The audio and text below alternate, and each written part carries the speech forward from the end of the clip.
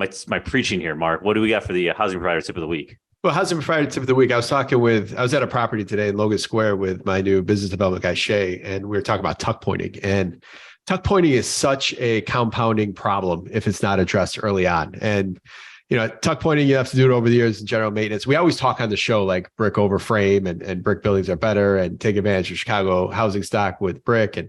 But it does come with the responsibility of making sure that you're staying on top of the tuck pointing for just keeping the bricks looking good. Now, most of the time when you have major brick tuck pointing issues, there's some sort of water source or the drainage source or water's coming down the side of the building or something like that. So make sure before you go spend money on tuck pointing that you actually fix the issue that was causing some of the erosion of the mortar between your bricks. So the main point here is if you have tuck point issues, don't let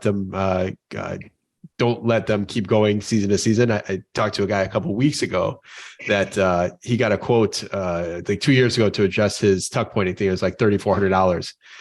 His tuck pointing issue continued to get worse, and now he's it was $11,500. It's a much larger area, much deeper scope, and he just is combined with some of the increased pricing. So he's feeling that regret of not nipping that one a few years ago. So take care of your bricks.